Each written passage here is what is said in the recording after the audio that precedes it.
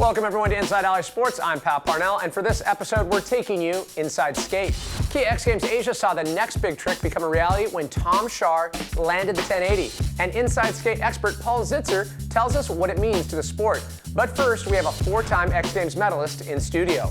We have pro skateboarder Rob Lorifice. Welcome to the show. How are you doing? Good, how are you? Good, Thanks for having me. So bring us up to speed. I know you've been busy getting a lot of skate time in, things kind of moving towards the competition part of the season, right? Yeah, it's getting out of winter time where we mostly film during that time more than training for contests. We get a little contest break during the off season, so do some filming and stuff, but now contests are starting back up.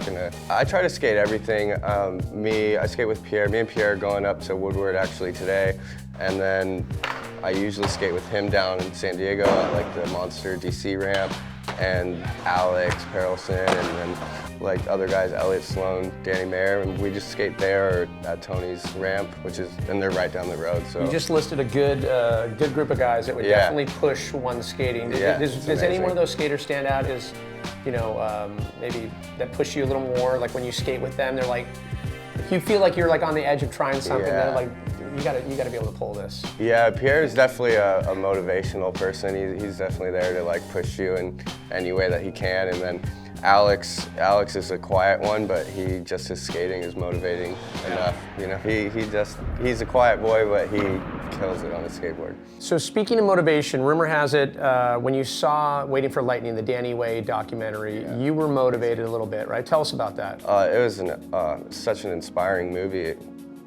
I know the guy pretty well, and he was definitely the one that pushed the sport to another level, especially in the whole filming aspect of things, doing street style tricks on the vert ramp, because it wasn't really happening that much at that time, and he kind of brought that street skating to the vert ramp. Yeah.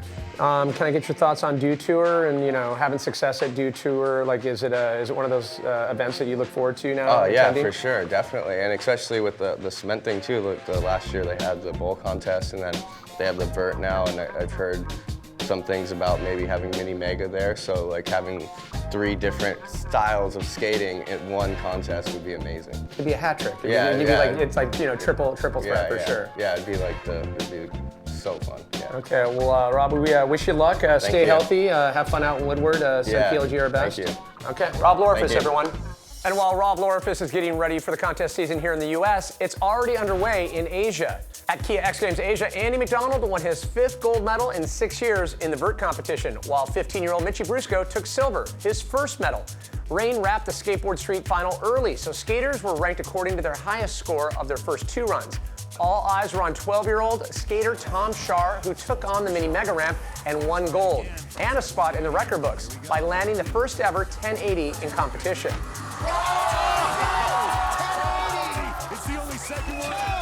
Last time anybody made a breakthrough like that, we were looking at Tony Hawk's groundbreaking 900.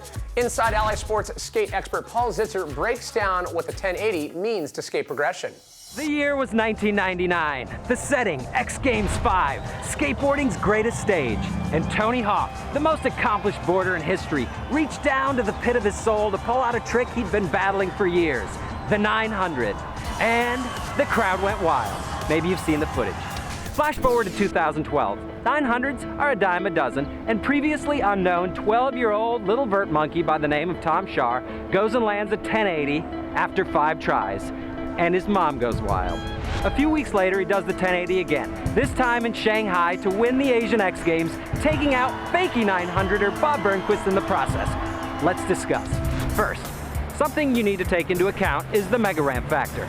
Now true, only 20 people in the world are not too scared to even look at it, but if you're one of them, you get the advantage of 1,000,000 hours of hang time and a nice big comfy transition to land down without the hassle of having to generate your own speed. If Birdman grew up skating the mega ramp, he would have done the 1080 to tail by 1989, guaranteed. Second, when you're a 12-year-old shrimp with a low center of gravity, you might have trouble making a frontside grind look decent, but you can spin for days. And spinning from fakie is easier than spinning from forward, I'm just saying.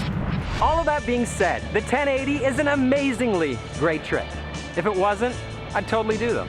But now, in order to move beyond being that 1080 kid, Tom Schaar really has his work cut out. If he stops progressing now, he'll be remembered as a novelty act. If, on the other hand, he invents a bunch of other cool tricks and follows them up with a 1260, well, then he'll be giving us something to think about.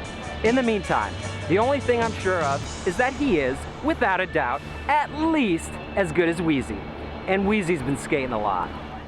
Let me see, the kid is 12, he just nailed the holy grail of skate tricks. I wouldn't count him out for the 1260. Well, that's gonna do it for another edition of Inside Alli Sports. I'm Pat Parnell, we'll see you next time. Hey, what's up? I'm PLG, and make sure you subscribe to Inside Alli Sports.